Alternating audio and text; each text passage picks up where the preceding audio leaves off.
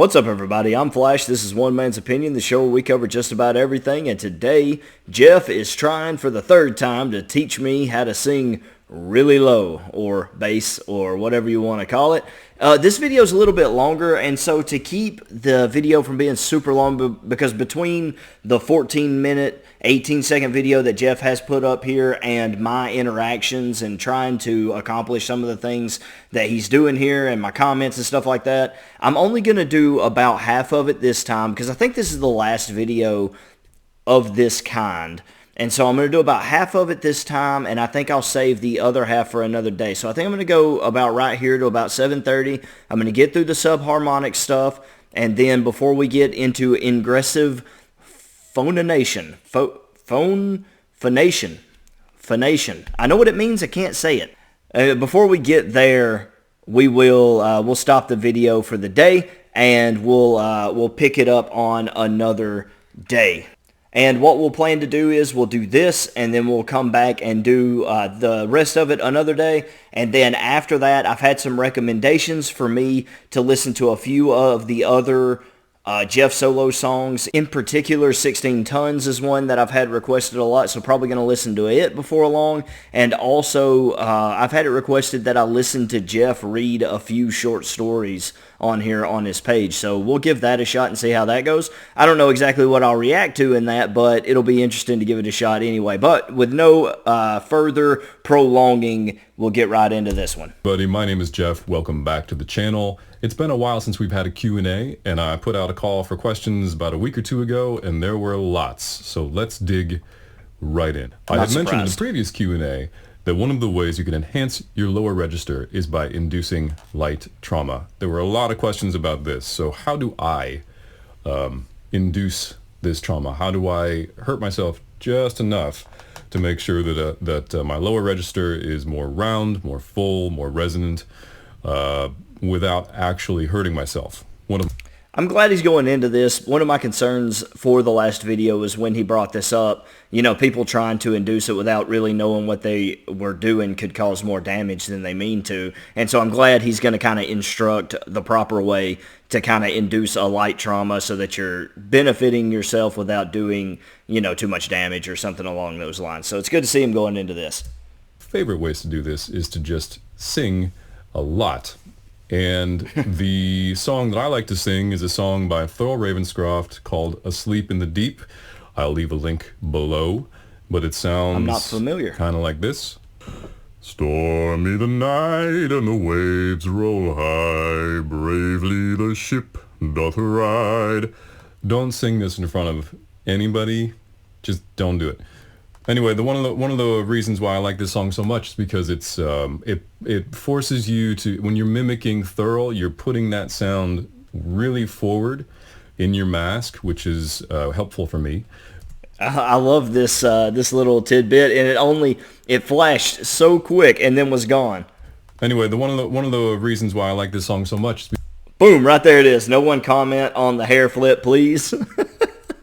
When I was in high school, I had really long hair, not as long as Geoff's, but my principal didn't allow you to have hair below your eyebrows if you were a dude. You couldn't have hair below your eyebrows. It couldn't be touching the collar on the back of your neck. You know, just all these crazy rules. And so my hair would grow long, and I would kind of basically just swirl it in a circle to keep it off my eyebrows. You know, I'd swoosh it all, you know, it naturally kind of goes to the right anyway. But anyway, I just say that because all through high school I was flipping the hair, keeping it over out of my eyes and that sort of thing, just to kind of skate by the rules as long as I could before I got yanked up in the hallway by somebody. So I understand the hair flip comments and the struggle of long hair. And also, I mean, he's just got a great voice, so singing along with him just helps in general. And then the ending is really, really great too, because it takes you down to a low A, which is awesome practice. Many brave hearts are asleep in the deep, so beware, beware. I'm not familiar with the song, so I'm gonna skip. I know I don't do this often. I'm gonna skip this step because I'm not familiar with the song and I don't know a comparative song that I could sing for you.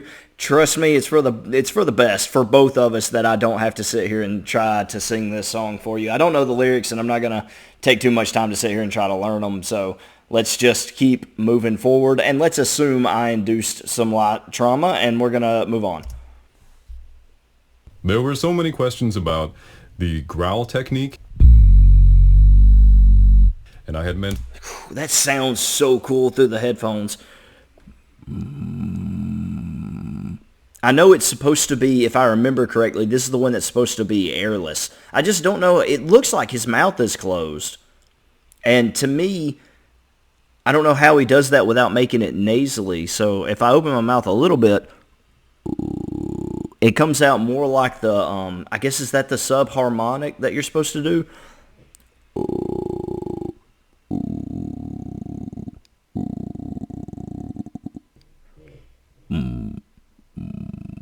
That's it. This is it. This is it without my mouth open.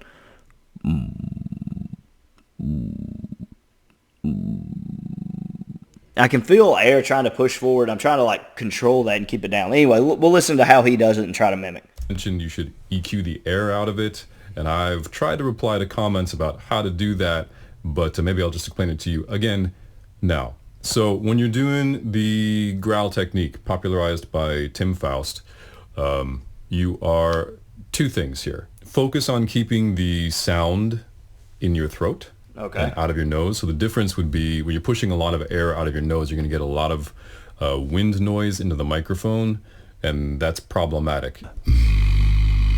It's just a ton of air. It's awkward to lean over like that. You want to focus on trying to keep the air inside your chest. Let as little of it escape as possible, and hopefully...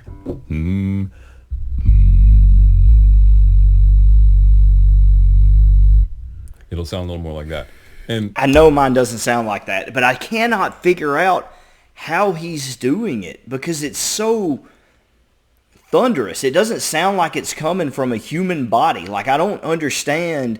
It sounds like a breath, but like a labored breath almost. Like it's so difficult to even describe exactly what it is. Let me try this one more time. Hang on.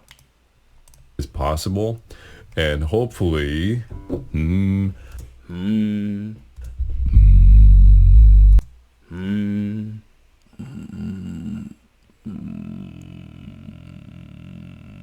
think that was closer. I think that right there at the very end, I think that was closer.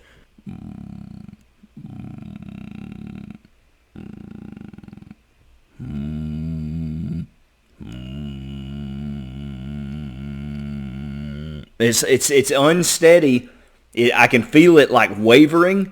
I can't quite hold a note for any amount of time doing it, but I think I was bad close right there at the end. That sounded closer and maybe closer than I've ever gotten doing these. Also, you got to breathe after doing that because you got to hold that stuff in. His is so steady. His is so steady. Even when I got close there, it was like faltering. So I guess that's one of those things that just comes with practice. Sound a little more like that. And these are not, it's not a technique that's going to be super useful off mic. If you ever catch a video of Tim doing this technique live on stage, he grabs the microphone, he cups it, and he focuses that sound directly into the capsule. So you're not getting any nasal noise, you're just getting pure tone through that microphone. And then his engineer is amazing. He just crushes that bottom end. Which leads me into maybe part two of this. How do you EQ the air out of it? I've mentioned this a couple times, but on the EQ in your digital audio workstation, whether you use Final Cut or, not Final Cut, Logic or Pro Tools, Ableton, whatever you're going to use, GarageBand, put an EQ on the channel strip, drop all the high end out, boost all the low end. That's how you get all of your air frequencies are in the top end of the spectrum. Okay, so what I'm going to do is, right here, I'm going to copy and paste where I attempted that and where I felt like it was decent. And I'm going to try to EQ it. Because at first I was like, I have no idea what he's talking about. But doing editing, I think I can try this. I think I can do this with my editing. So I'm going to try it. We'll see how it turns out. If it sounds like garbage, I'm sorry, but I'm going to copy and paste that section back here, but with the EQ, and it'll hit right now. And now you can all let me know how that went, and if it sounded better, or if you could at least maybe tell what I was doing wrong a little bit better. Maybe it's a little bit more enlightening as to what my problem is, because you can hear it better. I don't know. I have no idea how it'll turn out right now, but you know now, listening to me right now, how it did turn out. So let me know in the comments below. Over your head here, there's all kinds of YouTube videos about EQing things, so go forth and search. Moving right along, there seem to be a lot of questions about Kidnap the Sandy Claus in what is that overtone part that I'm singing in the middle of the song. And I actually had to look this up because I didn't know what you guys were talking about. So stupid think now, if we blow him up to smithereens, we may lose some pieces and then Jack will beat us black. And as it turns out, what you're talking about isn't an overtone at all. It's a subharmonic. It's just... I haven't actually reacted to that one yet, so maybe that one will be on the short list as well. just high. So I think is what the notes are. F sharp minor scale.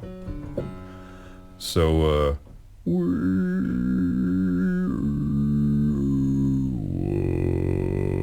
and I had to practice that a lot. That's a high spot to sing in a subharmonic.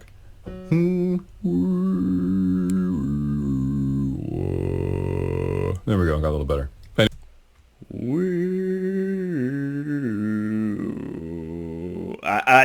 Nope, not it.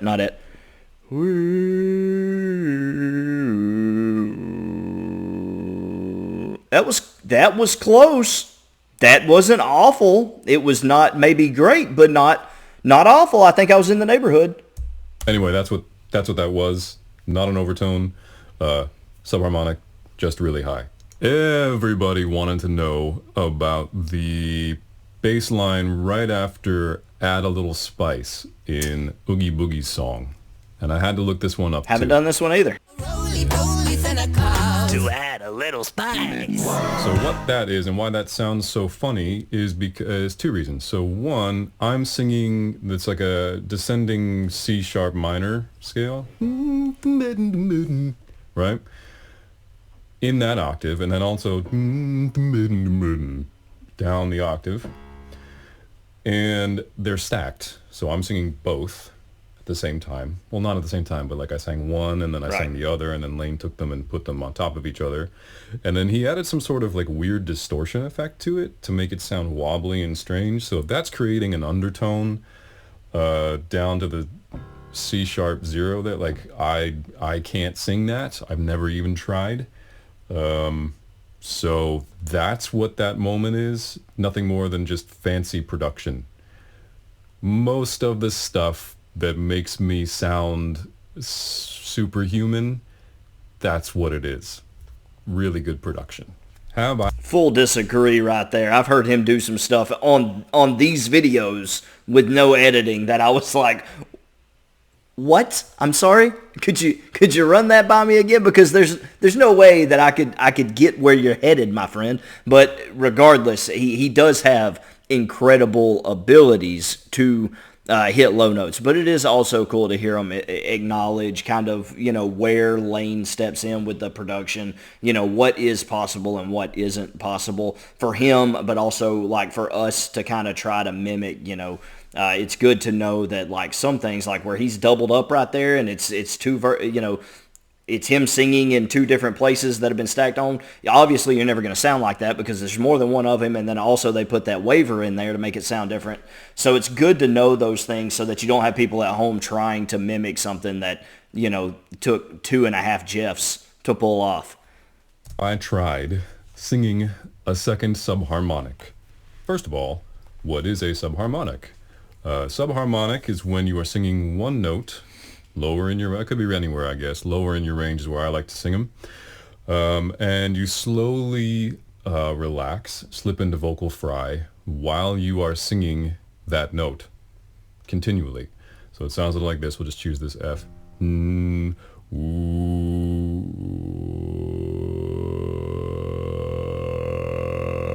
So that would be a subharmonic. It's giving me. Did you hear how he slowly opened that up? That sounded really cool.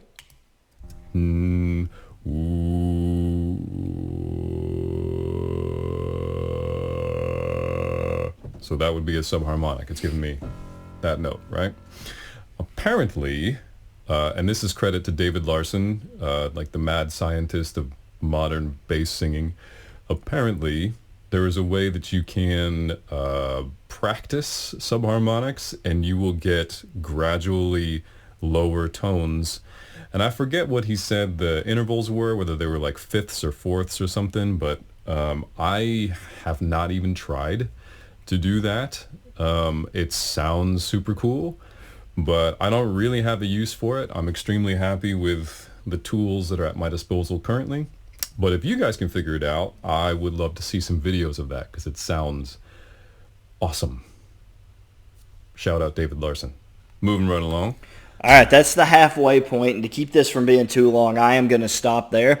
I'll give it one more try. I'll try to mimic Geoff right here. This will be our little ender.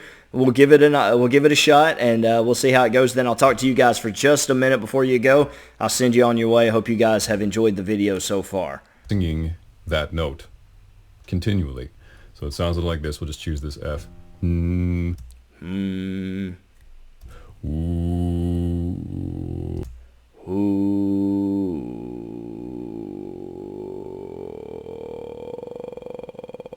Something like that? Let's listen to him all the way through.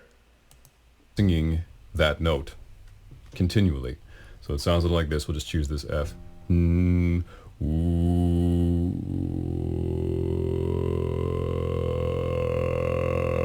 So that would be a subharmonic.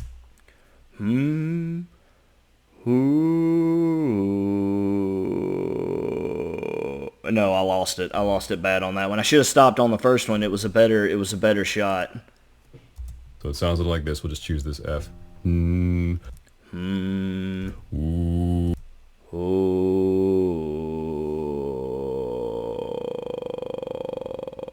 I don't know if something felt wrong. I think the first one was the best try. We're going to end it there. Let me know what you guys thought in the comments below.